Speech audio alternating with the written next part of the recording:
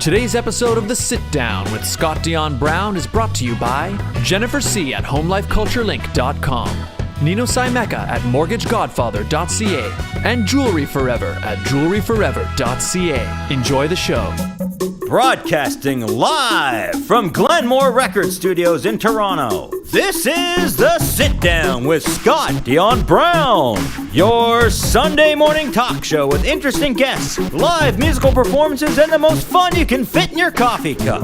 Hosted by Scott Dion Brown and Regine Alaina, this is The Sit Down with Scott Dion Brown.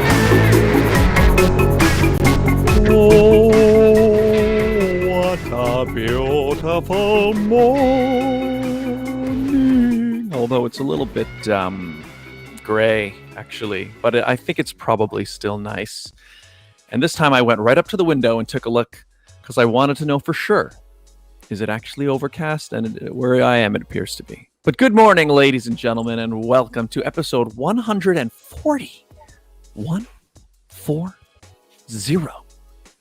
of The Sit Down with Scott Dion Brown. David Jose, good morning. Yes, indeed, you are first. Yes, you are.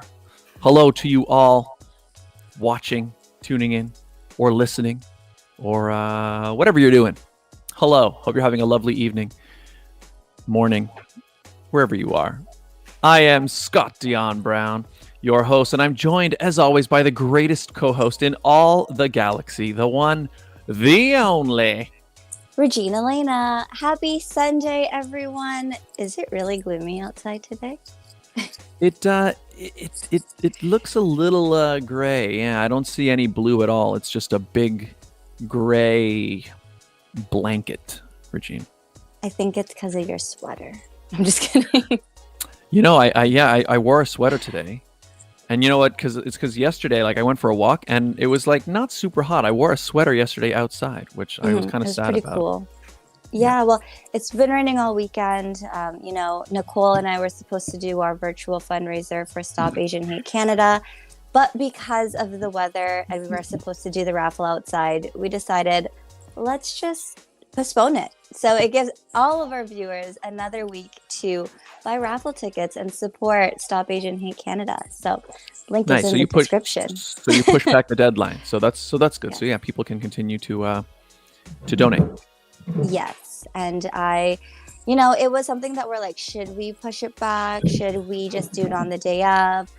We do want to reach $1,000. So if this extra week gives us that chance to get there, we're so close. Then it just seemed right. Nice. All right, there you go. Links are in the description, guys. Find Regine on social media, and you can support that cause, which has been extended by a week due to weather. But gotta love the weather. Thanks, weather. You're gonna help us reach our goal. Exactly. Hey, Nightwolf. Good morning. Welcome to the show. How was your week, Scott? Oh, yeah. All right. Well, yeah, I'll go first. How was my week? It's basically the same stuff. Lots of editing, lots of preparations for things. Actually, I'm trying to hire I want to hire a contractor to come in. We want to upgrade the vanity in our bathroom. But I don't know anything about hiring.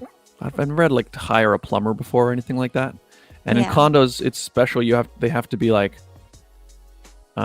have to be specifically licensed to work in condos. So I have to find one that's got that. And I don't know. I mean, I don't really know how to. Ask your condo friends. I'm sure they know somebody. You mean like my friends who live in condos? You mean? Yeah. Duh. What else? Don't ask me. I don't live in a condo. Yeah. I guess I could. I just don't know. That's the thing. It's always just referrals. Oh yeah, you should hire this guy. I worked with this guy. So I've been looking for reviews. I've been trying to find people who live in the. Anyways, that's what I'm doing. Okay, ladies and gentlemen, if you're watching, if you're in Toronto, you live in a condo, you know somebody, leave a comment down below. Sure. Yeah, that'll help. Absolutely. Why not? Yeah, might as well use the audience. Nightwolf says, "Morning, Scott. It's been stressful, but for a good reason." Okay. Well, that's hopefully it's good. That's good then. Well, I'm glad you're here there, Nightwolf. Hello. Good morning. Regine, how I guess your week has mainly been focusing on the fundraiser, yeah?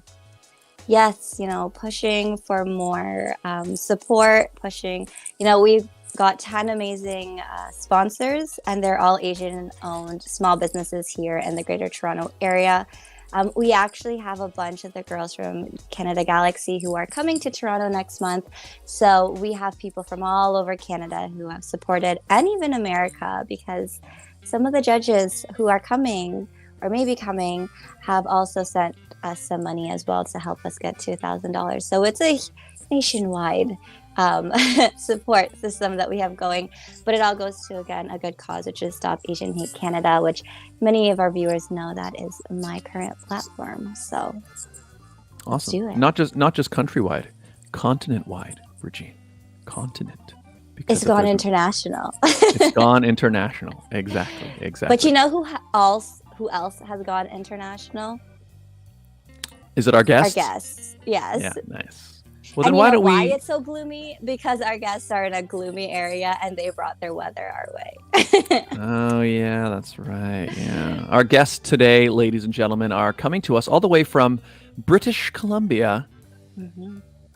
The city of Vancouver, I believe, is where they are. Yes, I think so. Well, we're going to find out. Our guests today, ladies and gentlemen, are the hosts of the Filipino Fridays Podcast, which I assume it comes out on Fridays. It's a Friday show. They are amazing women. They are sisters. They started this podcast because, there's this thing called toxic Filipino culture, and they are bringing light to it. I am so grateful to have them on here because I will be cross-promoting with them, and I will be on their podcast. And I'm going to put it out there. Maybe, Scott, you will too. Who knows? But they are amazing sisters. I've had a chance to talk to them one on two, and it was like, when you talk to somebody and you feel like you've known them forever, that was Yes. the kind of conversation that I had with them. So I am excited to have them here and for all of you to talk to them, and you too, Scott. Yeah. Well, then let's meet them, everybody. Please give a warm sit-down welcome to Archie and Archia Natividad of the Filipino Fridays Podcast. Hello. Hey everybody, what's up? It's Archie. Oh, We can't hear you, Chia. Are you muted? and we got Archia. And Archia. Angeline. There you go. What happened to your audio? It was working perfectly. Yeah, it was working right a second ago. That's okay. Welcome to virtual. You guys should We know don't hear her. you have your own podcast. Yes, we've had many other technical difficulties before where it's like, oh, you're on mute. Oh, wait, hold on. Repeat that. We're glad to be here. Thank you so much for inviting us. And we're definitely excited to sit down with Scott and with Regine. So thank you so much for having us. Thank you for being here. Us. Hopefully Archia's mic works. If you want, maybe try leaving and coming back. Yeah, that works. Bye. So Archie, we'll chat with you a little bit first. So tell us a little bit about the Filipino Fridays podcast. How did it come about? What made you decide to launch it? And, where it all began. Well, yes, Filipino Fridays Podcast is a podcast that focuses on bridging the gap about the Filipino cultural identity and the younger generation and the diaspora.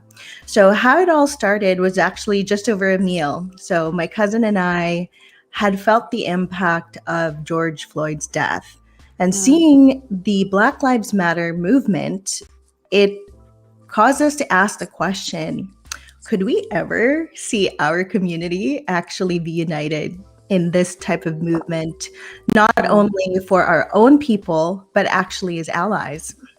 Then that, then that started the deep dive into, okay, actually, you know what? There are some issues that we still need to tackle internally in our own community that we need to reconcile first before we could really become true allies to other disenfranchised communities.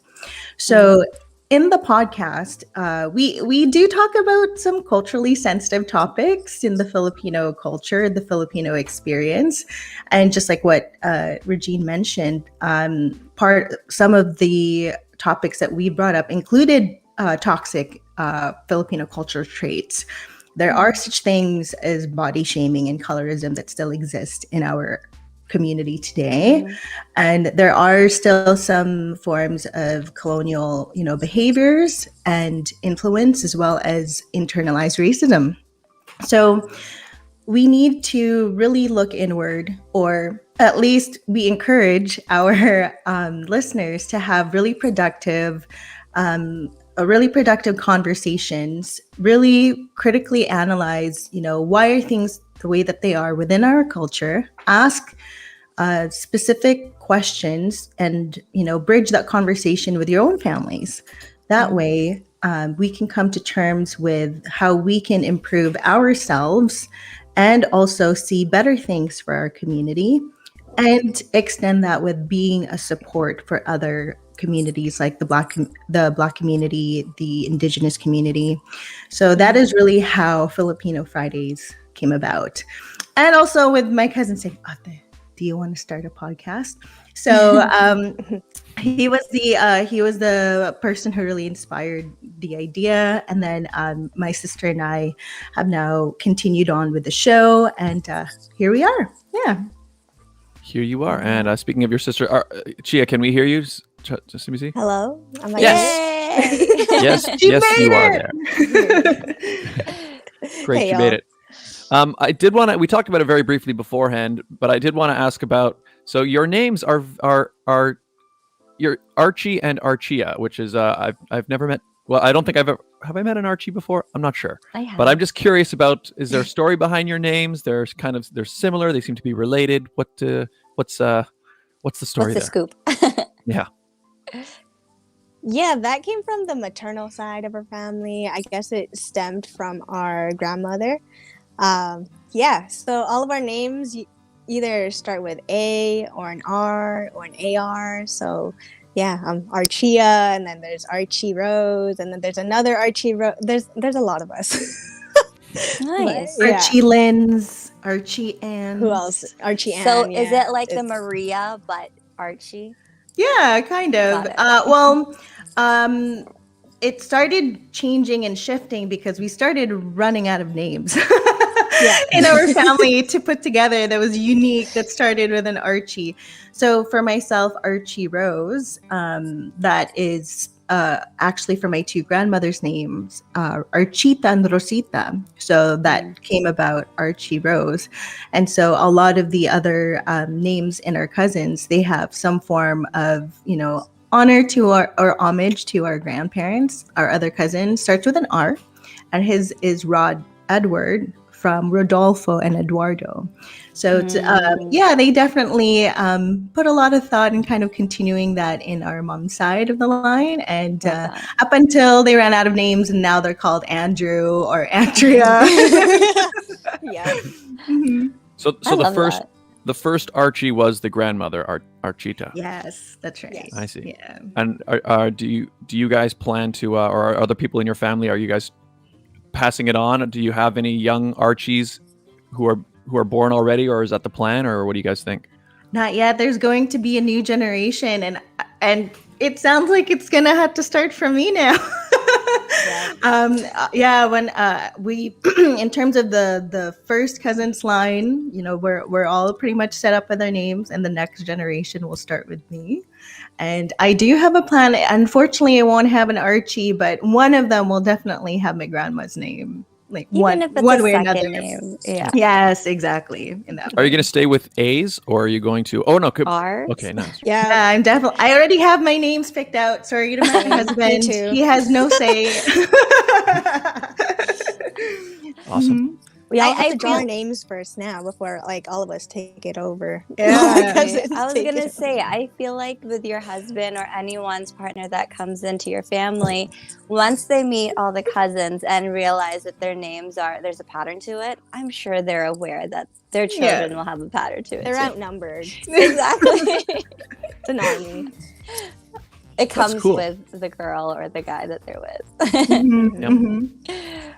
I don't think I have any of those. Do you have anything like that, Regine, in your family where names or anything are passed down? I don't have any of that. My You do? brothers are like that. So first off, my stepdad, his entire family, they're all Jose. Like, I think my stepdad is like a generation of Jose's. And then so with my brothers, Jose. Sorry. right? It's okay. Yep. And so then my brothers, one of them is Emilio Jose. So Emilio is my great grandfather.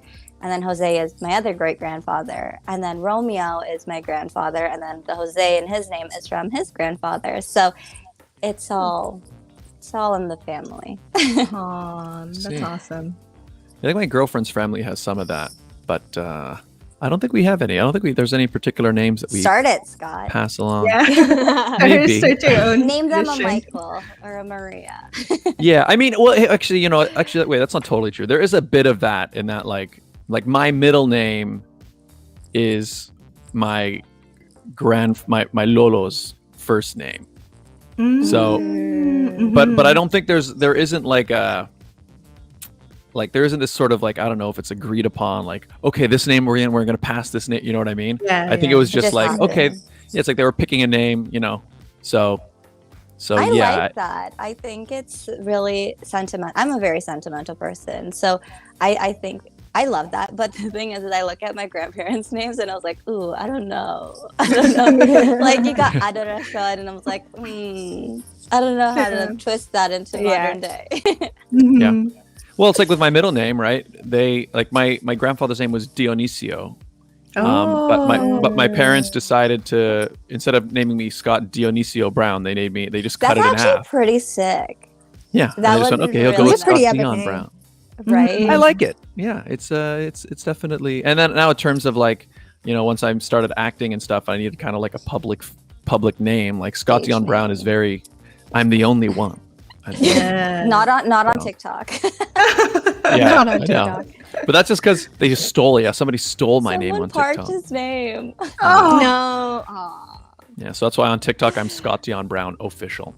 Okay, but There okay. you go. Speaking of handles, then, because you were just talking about your cousins, and you all basically have the same name.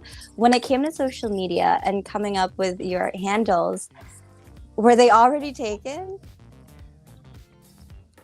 Well, I didn't plan on going on Archie, and Archie Rose is just too long. So I just took the chi out of it, and actually my handle is Say Cheese, like see cheese, Oh, cute. like smile. But Chia's handle is very specific. Why is that, sis? Yeah, mine is our last name, but because I'm just such a very laid back person, my attitude is very like it's fine. So yeah, our last name's Natividad, so I just put Natividad. I love that.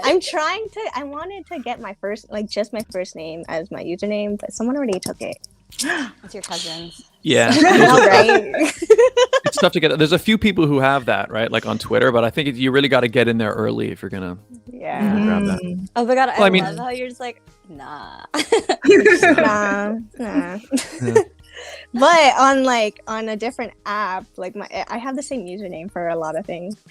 They call me by not like my name.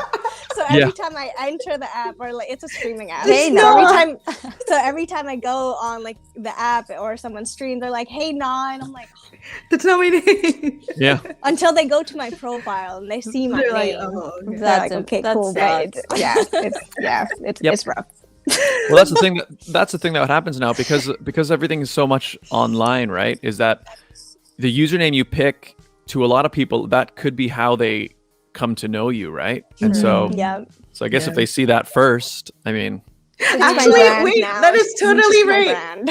I want to share. I went to visit to Hawaii with my sister, and her friend is. Oh, yeah. His name is Johnny, but because I know him as Aloha Johnny, I was like, "Oh my gosh, it's Aloha Shout out to Johnny!" His name Yeah. is actually John, but I couldn't get it off my mind. Like, it's Aloha Johnny. Oh my That's your name.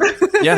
So Archia, Yeah. so when you go on and people are like, "Hey, Nah," do you just be like, "Nah, that's not my name," or do you just say, "No, that's not I just my go name?" with you. Just go with it. Just Go with it. Go with it. Just go with it. It's fine. It's cool. But it's true because yeah. with Scott and I, because obviously he's not known as just Scott. He's known as Scott Dion Brown. So if we were at an event and people are like, "Hey, where's Scott Dion Brown?" I'm like, "Scott's over there." Like, Short Yeah. is there. Yeah. He's right over there. Or people Yep. do know me as Regine Alaina, and sometimes they think that's my last name. I'm like, Oh, sure. Yeah. Well, it's even like when because I do a lot of live streaming, right? And I've got regulars who come into the show, almost every stream. For some of them, for over a year or more. They're probably you know? here. Yeah, some Night here. Well, Wolf is here. Night Wolf, for example, has been around for quite a long time. But it's like I don't really know. I think I know almost none of their actual names. I just know them as whatever Night Wolf. personality they present in the chat and that name, right? So if I ever meet any of these people in real life, they're going to be Yep. that's Night Wolf. Fill in the you know? blank. It's like So- pageants, though. Like, I watched this video of how people perceive pageant girls, and they're like, "Oh, are you meeting all your friends?" They're like, "Yeah, so this is Alberta, this is Calgary, this is whatever." It's like, because we know each other by the city or the province or the country.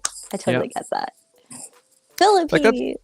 Yeah, in fact, it makes you wonder almost how much how Regine, you mentioned how when you're picking your social media names, were they taken or whatever. You got to wonder if these sort of naming conventions that people have that they pass on generationally. I wonder if the way now names are put online would have an impact on that.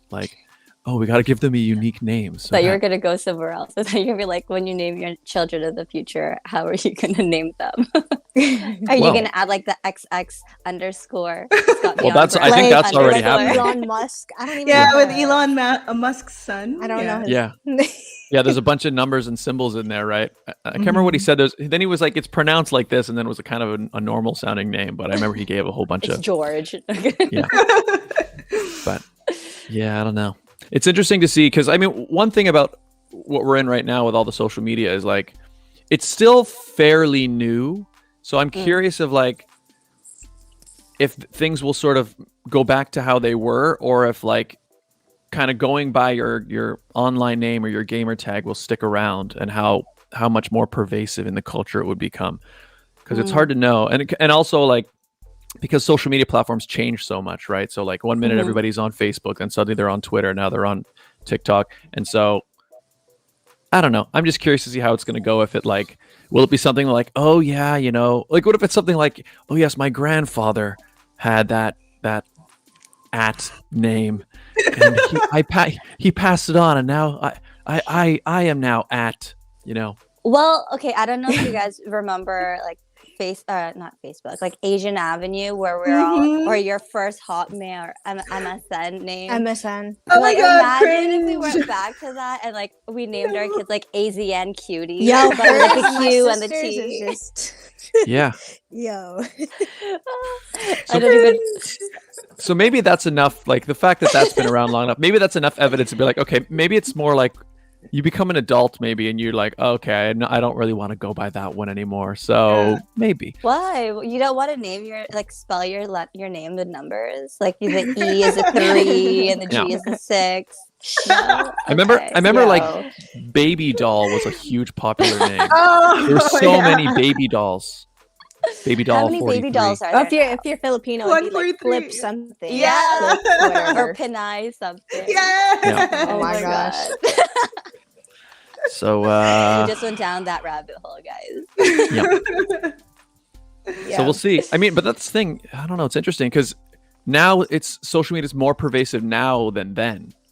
I'm just curious because already you always hear stuff like people are already naming their kids weird things. You know, like that's always been the Blue case. Ivy. Like yeah, or there's like a trendy thing that happens, or like, so I don't know. We'll see if if naming conventions change as we go more and more digital. Well, let's ask Nightwolf since he's in the chats. Nightwolf, will you name your children Nightwolf to carry on your legacy? Yeah. He's probably like 12. I don't know. Nightwolf, Well, how old are you? Yeah, let us know, Nightwolf. Oh, and hey, 7 Official, what's up? Welcome to the show. Welcome to the show. So if you guys are just tuning in, we are here with Archie and Archia. Although you just go by Chia for short. Yeah, it's been not. a journey with a name. Oh yeah, it's Chia, nah. fine. Nah. It's not. Yeah. But they are the hosts of the Filipino Fridays podcast. Yes. So what's it been like building it up? I mean, you know, when you first started, I know you said it started kind of out of all the George Floyd protests and everything. But then I imagine you started doing the show and, you know, starting to build an audience and all that stuff. So what has that journey been like? You guys were on CBC. Sorry, Yes. I'm gonna just put it out there. You guys were on Last month? CBC. Yes, Cool. we were on CBC. We were also on ABS-CBN, the Filipino channel. So it's been amazing. Yeah, we started in September 2020. I actually published the first episode while I was on a road trip, so it was like a hustle. The first episode, well, to start, we had no expectations, to be honest, with the podcast. We just felt like we couldn't talk about some of these topics openly and comfortably because we don't know where our parents are at. Would they be comfortable with having these conversations? And with some of our friends, if they were even thinking the same way. But we realized for some people, they actually have had these sorts of questions and they have thought about this, but within closed doors, because you're kind of, you know, uncomfortable to speak about it out loud. That, hey, you know, how come it's so normalized to body shame each other, and why is there such thing as colorism in our culture? So, you know, these kinds of things are kind of like, oh, you don't really know who would be open to having these conversations. So, our first episode was Define Filipino Enough. And that episode, again, you can still hear it to this day. Like, hey, y'all, this is our trial episode. I listened to it. Yeah, it's like you could tell it was our first episode because we kind of just threw it out there in the universe. And what really surprised us is it resonated with so many people because we discovered a lot of us here who were born and raised in Canada, and even in the US, we do battle with our cultural identity as Filipinos. We have a different upbringing, and if you can't speak the language, there is a language barrier, right? And there's a generational gap as well in understanding. So when that first episode came out, and within the first week there was like 1,000 downloads, we're like, whoa, who are you people? What, you listen? like this actually like matters to you? Well, that's amazing. We thought we were just literally venting onto a mic. That's really but it really was very rare. powerful. I listened to it. Oh, thank thank I'm you part so of that much. 1,000. Just saying. Mhm. Oh, thank you. And since then, we just started off the first few episodes really with things that we felt were problematic that we needed to address and just talk about. And for others who were in deep reflection during the pandemic, they were able to tune into some of the episodes. And it also got them thinking about, okay, why don't I have some of these conversations with my parents?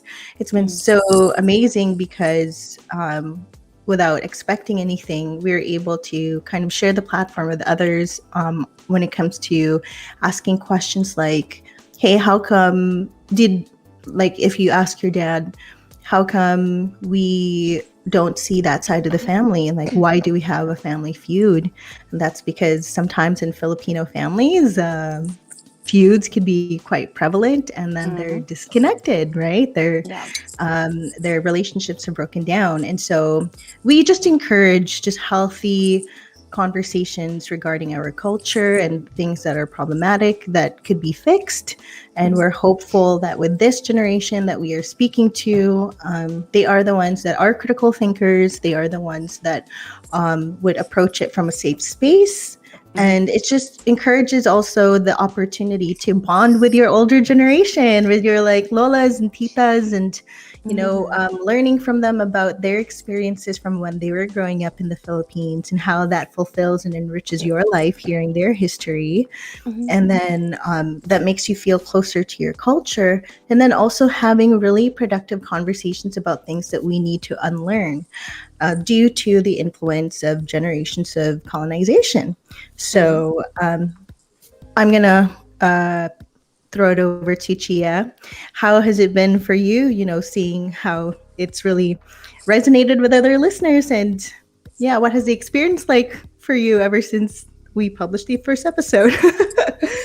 It's been interesting. I mean, I've said this in a few episodes before and some guesting, but like I didn't even know I was supposed to be on this podcast. I just happened to be there that day. I thought it was just a kickback with all like three of us. And then there was a mic and we pressed record. But it's been interesting to see it grow. None of us really thought that this is where we'd get like CBC, ABS, CBS, like not even in the picture. Did not even like think that would happen. But it's been cool, especially getting to meet the guests that we've interviewed and getting to hear and share their stories. I mean, essentially we're just like a conversation starter. You press play and then everything else carries on. Everything else follows through. But it's been an interesting journey. I love that. I think, with your podcast coming out, it actually came out at a perfect time, because with everything that was going on with the George Floyd situation, I know that there was a lot of solidarity when it came to the Filipino culture and the Black Lives Matter movement. I know for myself, I started using my platform so much more for that reason, to use my voice to educate people. And it wasn't just me, like to see my goddaughter, who's the next generation in our family, to be using her voice as well and calling the titos and titas out and talking about toxic culture in the Filipino community based on racism. And so I think because your podcast came out at that moment, that really gave you guys the push and kind of that spotlight to be like, oh, they're talking about it, I'm going to listen. And it also encourages, like you said, our generation to also use our voices and to just pick up clean up the mess that the generation before us made. Awesome. So how do you guys come up with a subject for each episode? Do you, it's like you choose, like I should just ask, how do you decide what you're going to talk about in each episode?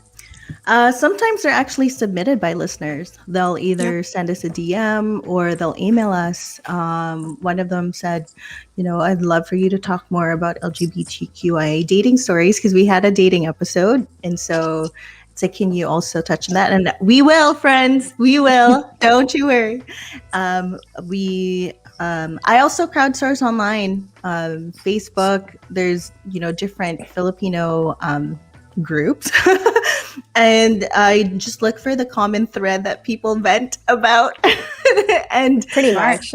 And there's always a lot of the body shaming ones. There's always a lot of the mental health topics that are still taboo in our culture that come up. So yeah, it's a mixed bag. Sometimes we throw it out there, hey, what topics do you want to listen to? And they send us a DM. Sometimes they'll email us.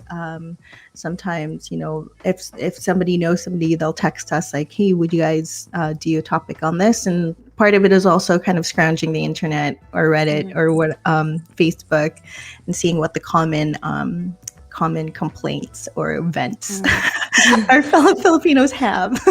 Yeah. Has there ever been a topic where you were like, ooh, are we pushing the edge? Are we pushing the boundary with this one?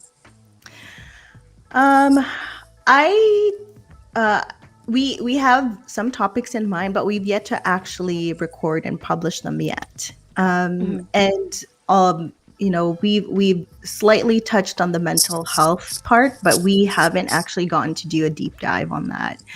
We've done one dealing with one having a psychotherapist come on and explain how we, as Filipinos, we do have difficulty managing or expressing our emotions because of this cultural thing where our parents always had to put up the strong face as if like, nothing is wrong and I'm surviving, things like that.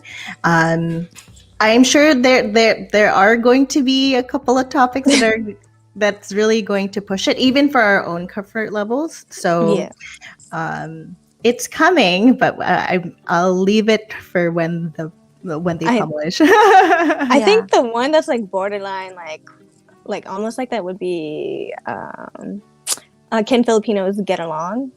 Yeah. That one sparked some conversations here and there. A few people made some TikToks about it. Oh wow. That sparked up a conversation for sure. Because in the episode, it was either on my end. That episode was also like a case a case episode on me, because I had to deal with some challenges. Some challenges in the workplace when it comes to working with other Filipinos. And yeah, I mean, we've done some growth since then, but I mean, Filipinos can get along. Yeah, so some are very passionate whether we can get along or we can't. And in other cases, where I feel like there's a roadblock is when people are so set in their mindset with a specific opinion that they are not willing to open up to understand another perspective or the other side. And we always try to inject some perspective. For example, one question was like, how come, we don't see like highly accomplished role models, like whether it's in business. Sorry, hold on. I'm recording. Technical difficulties-ish. One question was, how come we don't see highly accomplished business individuals that lead with their Filipino identity? How come, we don't see these role models in the mainstream? And a lot of people are saying, like, why wouldn't you want to represent yourself as a Filipino? And like when they think of those highly accomplished individuals, whatever they may be, right? And these, what you would consider white collar jobs. And then I said, well, that's not fair. You can't just assume or judge that they don't want to be Filipino. You also have to think, what experience have they had that had caused them to disassociate from their cultural identity, right? What we try to empower our listeners and our audience is try to make peace with the fact that as Filipinos, being one of the largest diaspora communities all over the world, we all have different living experiences, and it is, these nuances are all part of what it means to be Filipino, and it's not one is better than the other, one is more Filipino than the other. There's this like us versus them mentality, stand from crab mentality found in the Filipino culture, where people start attacking each other, or they use certain things to like weaponize against each other, and it's disheartening to see. You want to see a more unified, supportive community behind their own people, just like in the same way that you see other cultures doing that with each other, right? So yeah, I don't know if I kind of went on a tangent, so I apologize. No. Welcome to interesting. the sit down. That's what we do here. Yeah. The whole show is a tangent, really. But that's interesting. Have you found, so it's kind of what we were just talking about, but do you see, was there a conversation you had where did you find a lot of, like you said, that I already started conversations, but do you find people send like negative messages your way, like if you talk about something particularly controversial? And was there one that you can think of, or do the titas come to attack? Oh, for sure. Oh, we've had our fair share of toxic comments, I would say, and that's because they did not they probably did not listen. That they just saw a quote that was posted on our Instagram, but they didn't actually take the time to listen to hear and get the full context of what it's about. They just made assumptions. They were very emotional, like emotion trigger happy, and just like blew up our comments about it. And I want to give you transparency in what that quote was. It was talking about how there is an attitude in the Philippines. There's some sort of preconceived notion or perception that out here in the diaspora, we have we're throwing money in the air, we're rolling in cash, but we're struggling. Some of our parents or immigrant parents have had 2, 3, 4 jobs, but they also do what they can to send back money home. For example, there was a CBC article that said that despite the pandemic and with a number of job losses of Filipinos found in the service industry, a high number, whether it was in hospitality or service industry, the remittance did not change. It actually increased to $4 billion. Wow. So what does that mean? It's like, even if they are even if the Filipino family or parents are struggling and their mental health is suffering, they're also suffering financially. They would still go out of their way to send money home and make sure that their family is taken care of, because it's even more scary that their family is vulnerable over there, and so they want to make sure that they have the medication, the face shield, the all the PPE required to manage the pandemic crisis where they are. And that really hit a nerve with one of our, I guess, former listeners / former follower. She was like, that's poverty shaming. And we did not say anything of that context at all. She took it out of context that we were just saying, straight facts, that it's a hard life out here in Canada. It's a hard life out here in the US. You have to take care of everything. And especially as racialized folks, immigrant folks, so many things are so much more harder. You feel insecure about communicating your needs or asking the right people because you have an accent, or your English is not as stable. Right? Or you've been deprofessionalized from when you've come over from the Philippines. So now you're working, a job that you didn't expect or you didn't have education for. Or it's even harder for immigrants to be able to assimilate and settle. And so going up against those challenges, I wanted to just put it out there and just speak the facts that this is our reality. This is the truth. It's not all like, don't get me wrong. We have a wonderful quality life here, quality living here in Canada, free healthcare, and for the most part, we are in a very safe country. But I wanted to also show the reality of the fact that it is not an easy life as a Filipino out here. And sometimes we go out of our way, to really push ourselves to provide for other family members in the Philippines. Yeah. Yeah. So there's been some really, and as the people who are heading these conversations, it also is emotionally taxing to get those types of, it drains your energy. It also breaks down your own mental health because you're being attacked by somebody's strong opinion, which is normally found in Filipino households, right? It's like, you know what, let's have a conversation about this, because I think it's being taken out of context. But we can't control what people think. We understand how they are compelled to feel what they feel, and that's because it's probably coming from a place of hurt in their own experience, right? So and that's also another problem with like how you said that the person probably didn't even hear the show. They probably just saw the headline. I mean, that's a big problem it's one of the biggest reasons why I found myself moving further and further away from Twitter. Like I only really use it now just if I want to share a video or a song, or like when we have the show coming, I'll but I've kind of moved away from just really interacting with anyone on there. And the problem with it is because it's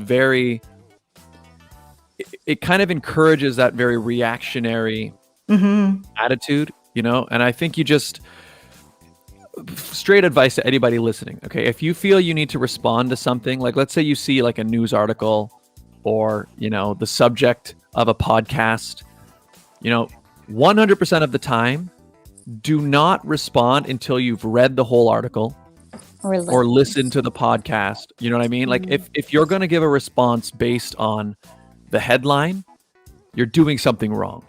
Right? Because 90% of the time, the headline, the headline is not the whole article. There's a reason the article exists. And oftentimes, for better or for worse, the headline is there to get you interested enough to click on it. Right? So sometimes it might even be not necessarily misleading, but maybe they'll leave out something, or there'll be something there that's just like to make it sound more controversial than it is. Then when you actually go in and read the article, you go, oh, okay, wait, that's what they're talking about. It's called clickbait. Clickbait. Exactly. Yeah.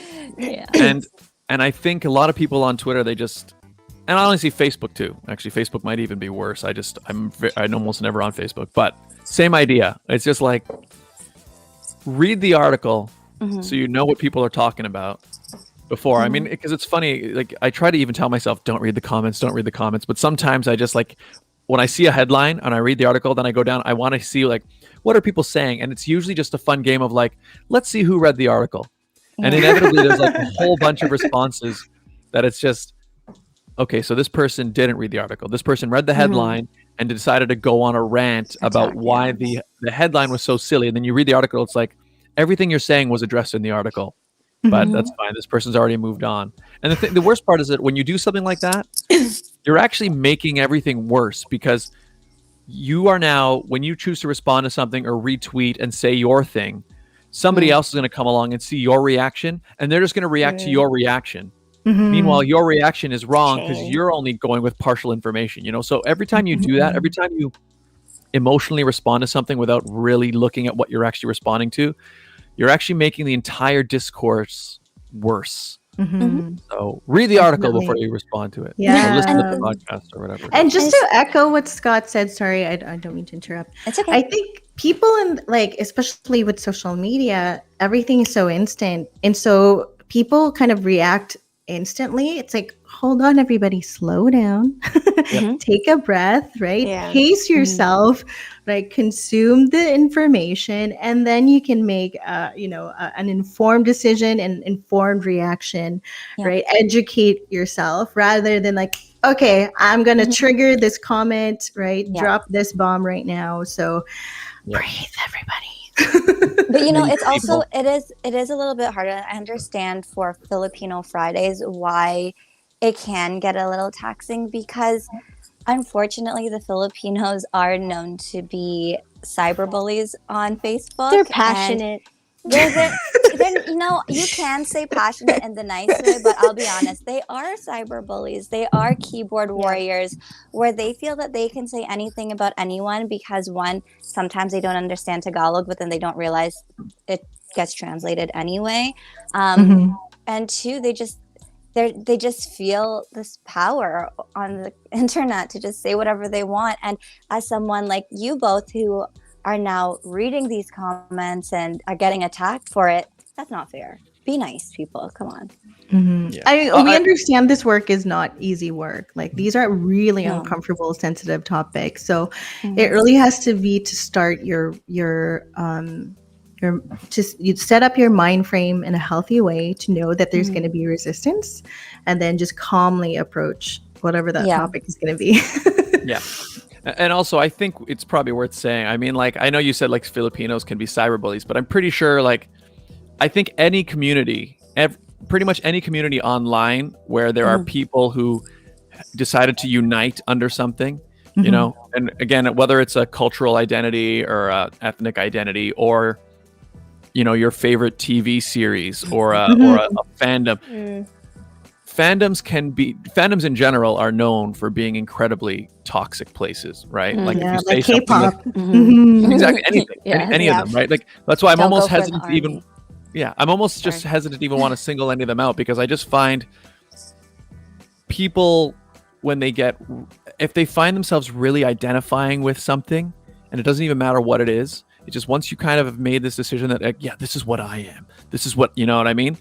There's a few number of people, and I think my suspicion is those particular people are ones who maybe I don't know what's going on in their regular life, but it could be something that, like, this community is almost like their only source of, like, I don't know, social acceptance or whatever it is. So once you kind of find yourself really all in on that, you can become very, very aggressive to anybody who might threaten that, right? And so it's just, one of the realities of online discussion. And again, the anonymity doesn't help either, right? Is that people can speak to each other with a random name and a random avatar. It's another thing why I've decided.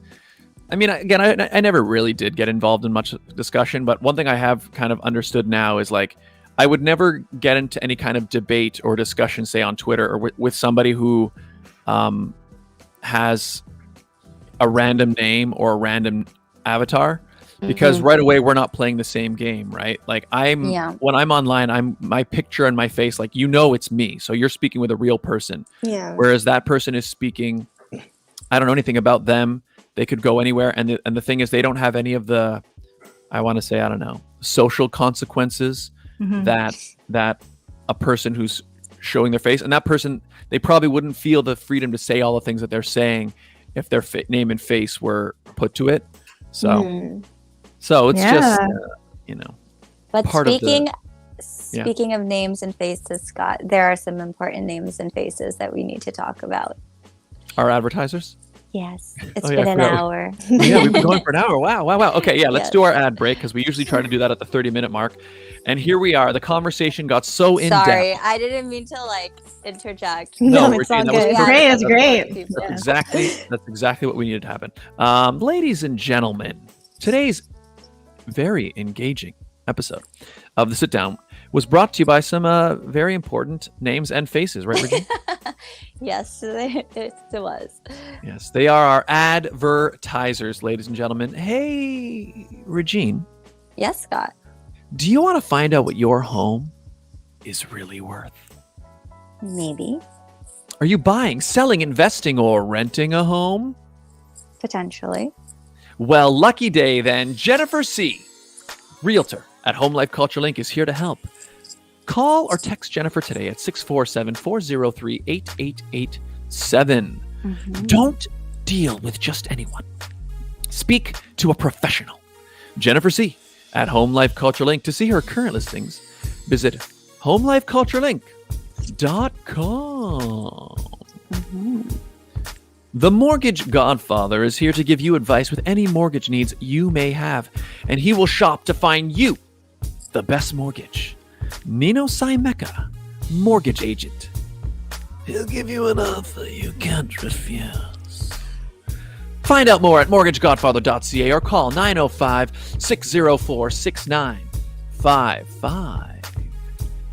Jewelry forever. Conveniently located at CF Markville Shopping Center on 5000 Highway 7 East Markham. They do custom-made jewelry, repairs, and change watch batteries, all done on site. And we have an amazing deal worked out with them, don't we, Regine? We do. If you go into the store, because now they're open, let them know Scott and Regine sent you, and you'll get 15% off your entire purchase. That's right, 15% off. 15%. Mention the show. Tell them Scott and Regine sent you. Get a great deal. Jerry over at Jewelry Forever is an absolute artist. He specializes in custom jewelry. If you have a vision for something, he is the man to make it for you. Mm-hmm. Find out more at jewelryforever.ca. And if you would like to advertise on this show, it's very easy, isn't it, Regine? It's simple. All you guys have to do is email us at radioshowad, that's radioshowad@gmail.com. That's right. Ladies and gentlemen, we do this show live every week. And we do the ads live every week. What does that mean? It means you can personalize them every week.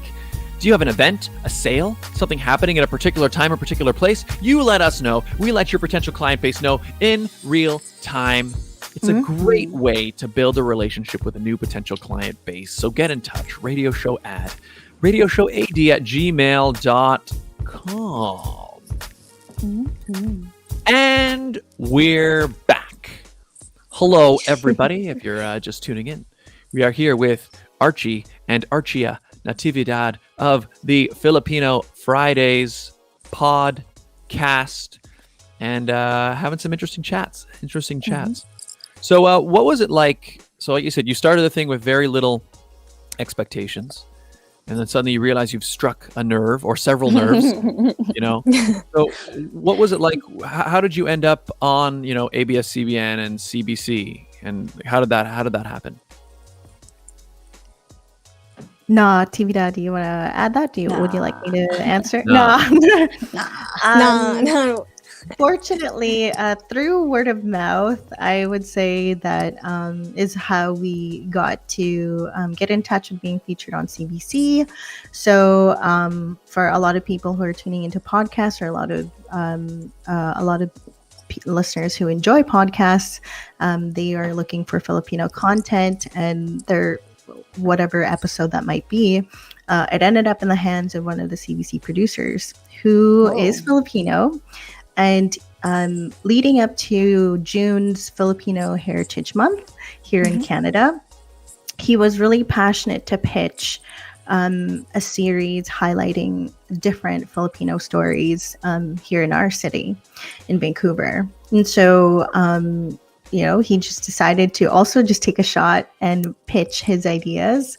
And we were fortunate to be able to share our platform and talk about the types of issues we discuss on podcasts. So whoever, shout out, sent him over the episodes to listen to, thank you to whoever you are.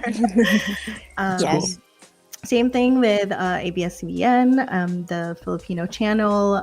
It all just came to them as a word of mouth as well, where they actually knew somebody else in the Filipino community that had been listening to these episodes and talked about it with them. And then that producer decided to get in touch with us. And it was a really interesting interview because we were talking about the generational gap in understanding between our generation today and the older generation. So that was a really great opportunity to actually talk more about that with them. And That's awesome. And yeah, it's a bonus that they're able to help with the growth of our platform as well. That's amazing. I mean, your CBC interview, I think, somehow made its way to Snapchat.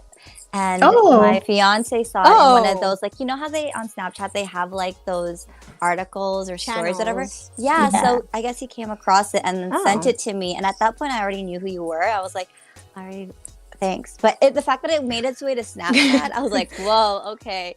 This is interesting. Very cool. Oh, thank you for sharing. That's awesome. We didn't know. Yeah. I didn't even know. Yeah, it's pretty cool seeing where it lands because again, like I'm on a streaming app and I'll hear that, oh yeah, like I heard about your podcast through my professor in college, and I'm like, how are we in the how are we in the Californian like education system? Like that's cool. Weird. You Like, made I mean, it. it's cool, but it's weird, but it's Yeah. cool. Yeah, no, yeah, we'll get like different comments from everywhere, and it just everything's by word of mouth for the most part. Mhm. It's amazing. It means that you're hitting on things that are connecting with a lot of people. They're things that are on people's minds, and yeah, you're connecting with them. Do you find many of the issues that you guys deal with? Do you find that they're largely caused by? I know you mentioned like generational gaps, or do you find it's largely, like you mentioned, there's kind of like a little divide between Filipinos who live abroad and Filipinos who live in the Philippines. So do you find a lot of the issues are from more the cultural difference there from living in a different culture, or is it more generational, like from that was at the time things were different in those days? Or do you find it's both? Yeah, both. There's just so Both. many nuances to it, right? When it comes to even conversations around gender, conversations about, why wasn't I taught this language, and which is why I can't understand you now. And then when you pass away, I don't know what I'm going to do if I ever go to the Philippines. And the perception from the parents' point of view, well, I just wanted to help you get the best opportunity here because I have sacrificed so much that I encourage you to put aside your cultural roots or heritage or identity.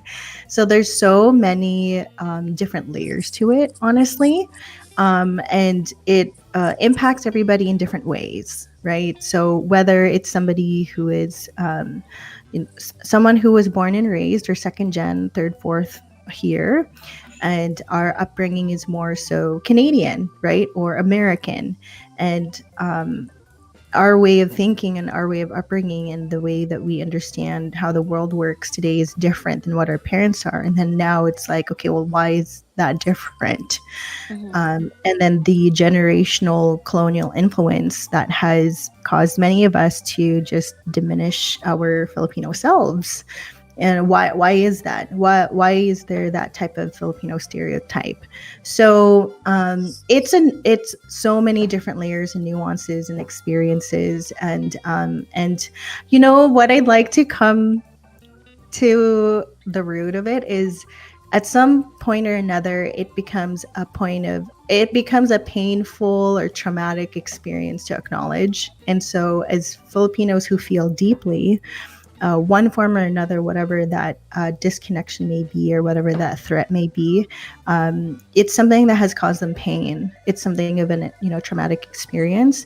And so when they listen to these topics and it touches on it, it resonates with them because they felt like A, they were disconnected from their culture, B, they had been made to feel lesser than as Filipinos.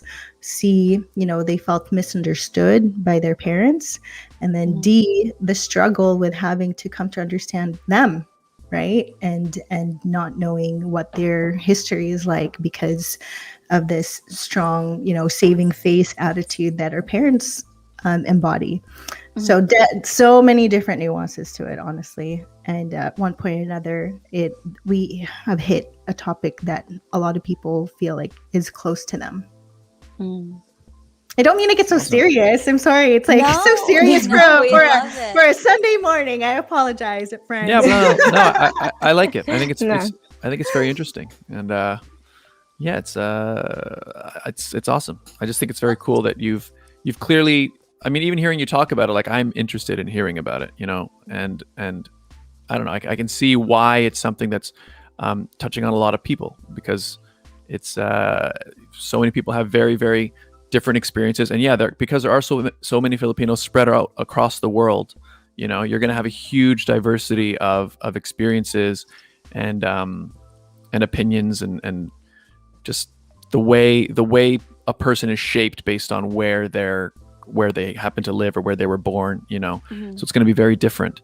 So Well, Scott, Cool. You're half Filipino, right? Yep. You grew up in North York, Toronto. Uh-huh. Can you relate? Just out of curiosity. We're talking about all these things. Like, I can relate to what they're talking about because I get it. Can you not to call you out or anything, but No, it's not. I mean, I don't know. The thing is, I don't know if I'm weird or not, but I've never really thought much about my identity in general. You know what I mean? Like it's never been something that I've ever thought much about. And I've also never been much of a joiner in terms of like wanting to be part of groups. You know what I mean? Like ever since I was a kid, I've always very much just sort of felt like I'm myself, you know? So, you know, I'm aware of what my cultural identities are, you know? I mean, I'm born and raised in Canada. My mom's from the Philippines. My dad's half Canadian, you know? So I'm aware of what they are. And I understand that obviously my experiences and my upbringing has shaped me a certain way, but I don't really spend much time thinking about it. And I guess maybe I'm fortunate in that I've never really felt like I didn't belong or like an outsider or anything. It's just I've always just kind of just gone about my day doing what I felt like doing, and it's so I can relate, but like kind of this feeling of like, oh, I don't know, I feel detached, or I don't know, you know, I feel like I've never really had that feeling, you know. I just kind of, you know, I went to school and I made my friends and I played with my friends, and then I went and got my grades, and then I, you know, just pursued the career I feel like pursuing, and that's kind of it. My actual identity or cultural, I don't spend a lot of time thinking about it. So it's interesting to hear other people's stories, and again, I think it depends on what everybody's experiences are. But my experiences have been, I guess, like I said, luckily they've been largely not traumatic and largely not negative. So I just kind of am content. So I feel like people in the GTA see Scott as Filipino because he is literally at every Filipino virtual event and in-person event. Yeah. Well, I mean, yeah, that's true actually, because I mean, I was Mr. Philippines. But you know what the interesting thing though, in fact, one interesting thing about that is it's like, yeah, but one thing I have noticed is like, I remember when I was at one Filipino event as Mr. Philippines, so I had my sash on and everything. And we were all in a line, and there was like some politician was there, a Filipino politician. Well, I can't remember what he was. Or he was like maybe he wasn't a politician. He was like a representative from he was somebody. It doesn't matter who it was. But we're all standing in line, so there was like a Miss Philippines there and somebody from somebody else, you know what I mean? I remember he was going down the line as he was like reading the things, and he saw the Miss, and he was like, "Oh, Miss Philippines, hello," right? And then he saw me, and he looked at my face, and he was like, "Oh, Mr. Ontario," you know? And I was like, and I was like, "Oh, I get it." And because what I've noticed is that, to, you know, more white people, I'm seen as Asian, right? But Asians tend to see me as white.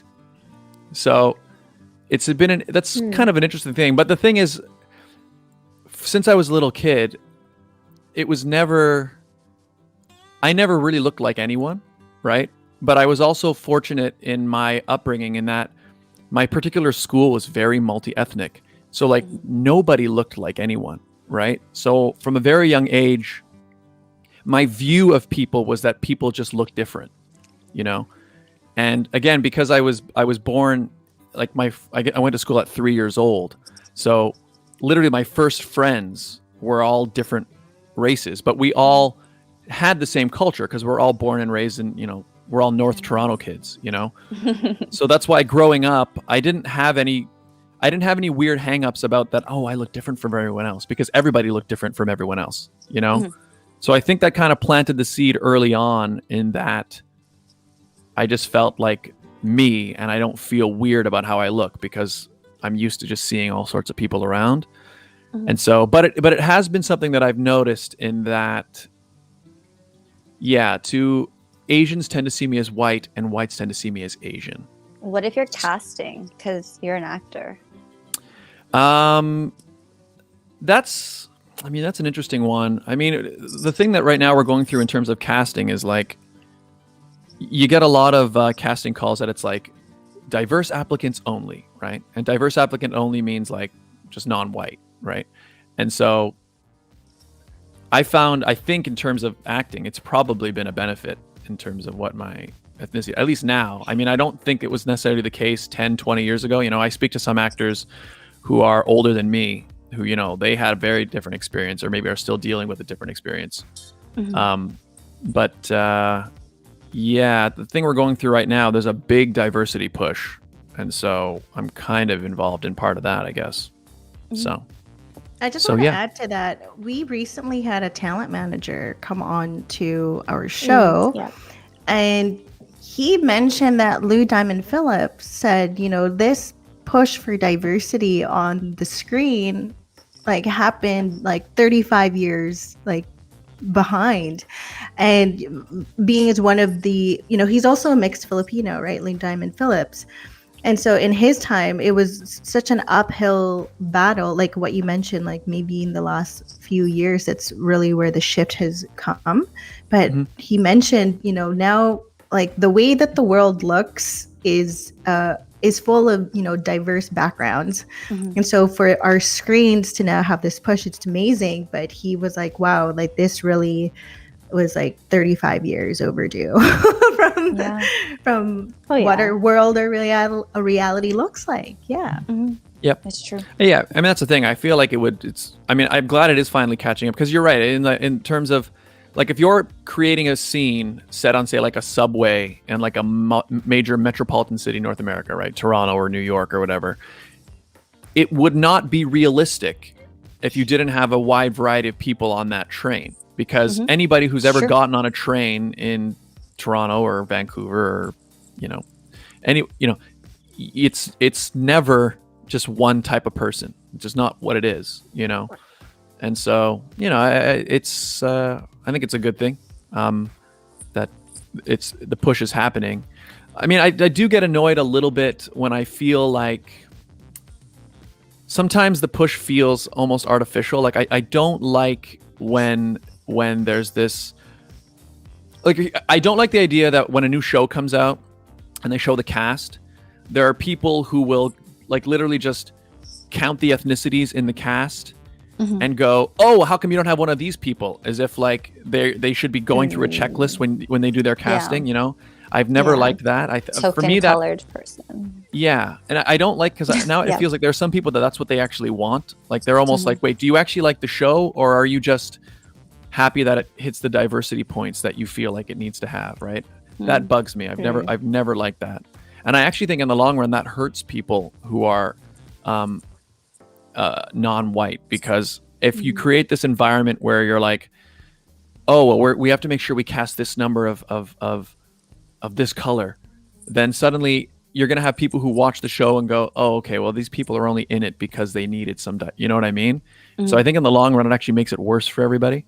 I just think that in general, our art should reflect, if you're creating a society, if you're creating something that, say, takes place in a particular part of the world, you want to try to be accurate. And if you're creating something that happens, like I said, a major metropolitan city in, say, North America or the Western world, then it's pretty likely that there are going to be different looking people around. So I guess what it is I am happy that they're starting to not discriminate. I just want them to do it by stopping the discrimination, as in, like, don't bar certain people from auditioning for a part. You know what I mean? But also don't just cast people because of that. You know what I mean? Yeah. It's kind of this, my opinion is, just stop discriminating. Don't just start discriminating against a different group. Just stop discriminating. And then I feel like the problem fixes itself. That's my rant on the acting side of things, I guess. But this is cool. Because I actually, even now, just talking with you guys, it's like I can see why your podcast is catching on, because I find now, even just sort of talking a little bit about it, you can see how quickly everybody can, it got me talking, you know? Yeah. So it's cool. Yep. Conversation starter. Exactly. Conversation starter. Yeah. Yeah. It's We very are your cool. sourdough friends. We are your sourdough. Yep. Sorry. Well, no. Well, earlier you mentioned that you do get a lot of people who reach out to you. So if people wanted to be a part of your podcast or had a topic that they might want you to cover, how can they reach out to you? Chia, you want to take this one? Well, they can reach us at, on Instagram at Filipino Fridays Podcast, or email us at contact@filipinofridays.com. Or you can reach out to my sister or myself on our own Instagram handles or social media handles. But yeah, contact@filipinofridays.com. Perfect. Awesome. And I guess, where can people listen? Yes, you can definitely find us on all the streaming platforms, whether you use Spotify, Apple, Google. We have a few of our early episodes on YouTube, but we still have to catch up in publishing the rest of those. But whatever streaming platform you enjoy, you can definitely find us there. Just search Filipino Fridays and come check us out. Awesome. Perfect. Did you choose to put it on Fridays for the alliteration? Yes, yeah. Well, personally, Yes. before the podcast, I would post on my own personal page and greeting everybody, Happy Filipino Friday. Here is a photo of me sharing about my culture, whether it was, dancing a traditional folk dance, whether Love it was that. talking about Filipino foods growing up, or even participating in pageants when I was a kid. Yeah, when I was in elementary, I did Yes, girl. the public speaking pageant thing growing up in the Philippines. So for me personally, I had been posting Filipino culture on Fridays, and obviously it's a little catchy. So when we were coming up with the name, we couldn't actually figure out a name, like, at all. We're like, what are we gonna do? Like, what is something that's Filipino centered, but like fun? I don't know. And then I'm like, Filipino Fridays, let's do it. So that's really where it Yeah. was. Mhm. Love And that. so I then will say, sometimes we are also on Filipino time, and we've dropped episodes that were not on Fridays as well. And That's so- fine. It's Filipino time. these things. Exactly. And so did you guys? So then I guess you decided to put it out on Fridays so that it would work. Yeah. Mhm, Well, it is yeah. good. It is catchy. The alliteration is, and the naming is important. The naming is important. So there you Yeah. go. Find it on Still all of brand. your find it on all of your social media platforms, everybody, or all your podcast listening platforms. Search Filipino Fridays. Great conversation starters. Can you think of anything? I mean, there's probably lots of things, but is there anything specific or a big thing that you learned, maybe that you didn't realize, like when you started doing the show, that maybe you had a guest on or you heard a perspective or something? Like, was there something that you were like, wow, I never thought of that, or never heard that opinion before? Does anything pop out at you? How about you, Chia? Do you have any examples you want to share? I mean, for me, just the whole thing in general of Filipino Fridays, like just like Scott, like growing up, like all I saw was just not race, but like just different people. I didn't see myself as like, oh, I'm Filipino till like someone when I a year ago, till Filipinos made a comment about my identity, making me question it.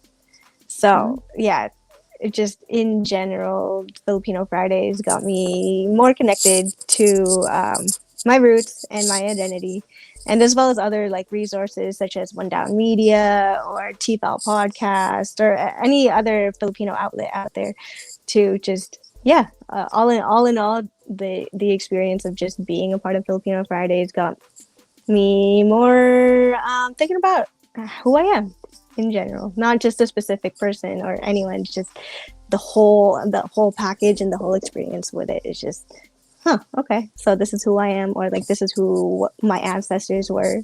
It's a good journey, and it's an interesting one, and it's still going. So Love that. we got plenty of time ahead of me, a lot of it. So yeah, Awesome. Awesome. Oh, hey, Jado, welcome to the show. Welcome to the show. How are you? Welcome.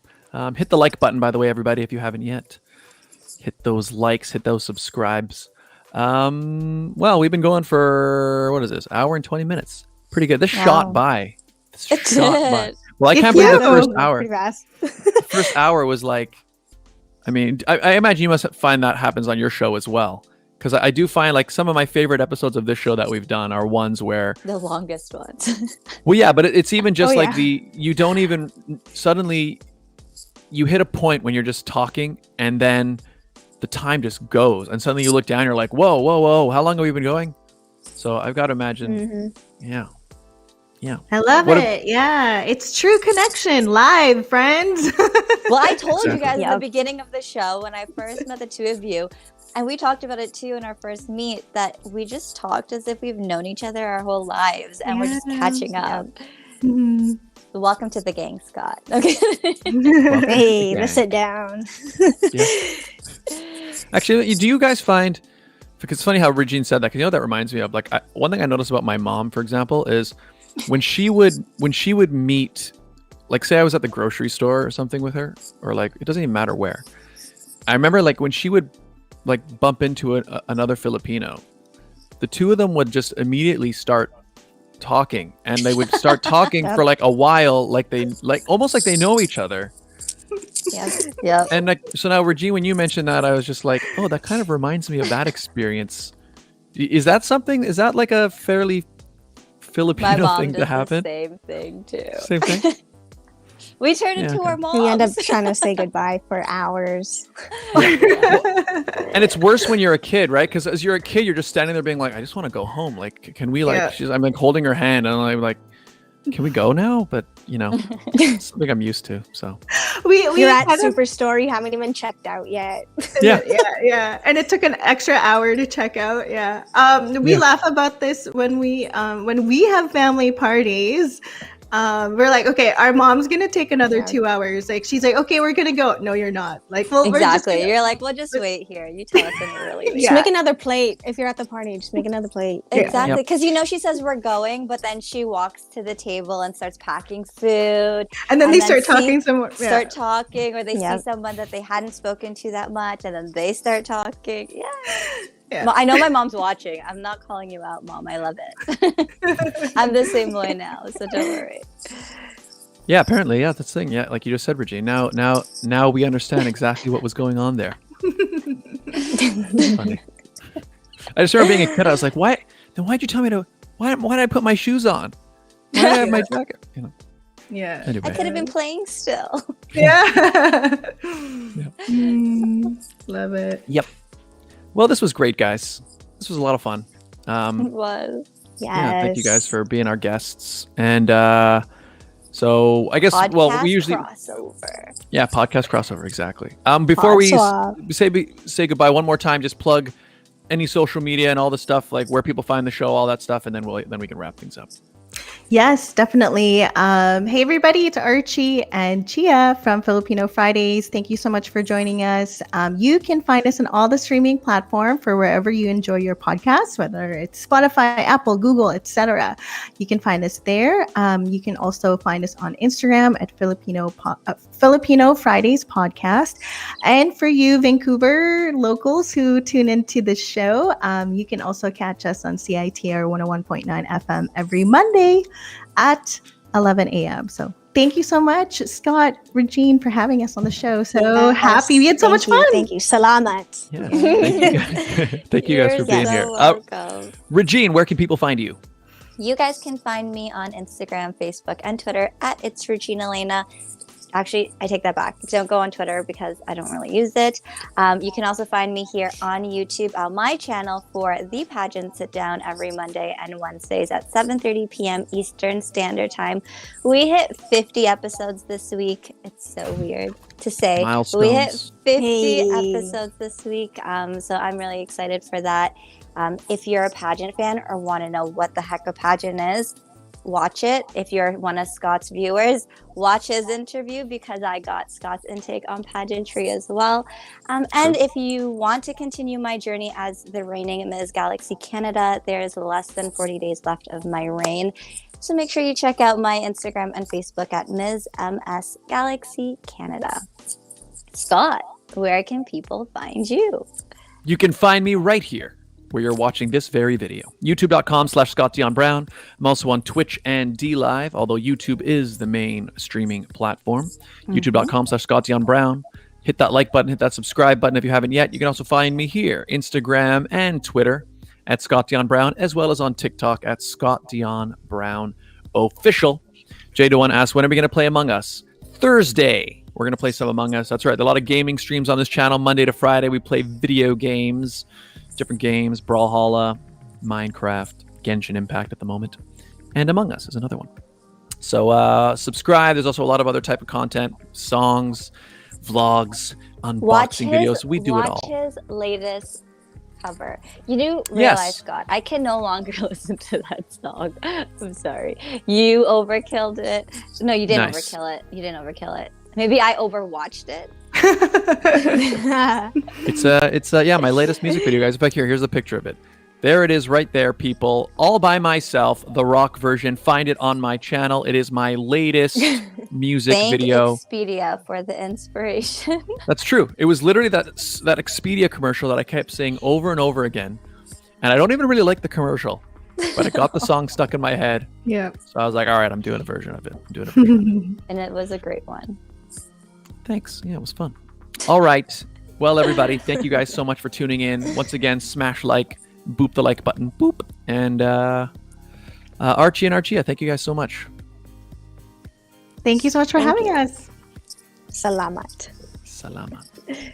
We'll see you all next time. Bye, everybody. Bye. Bye.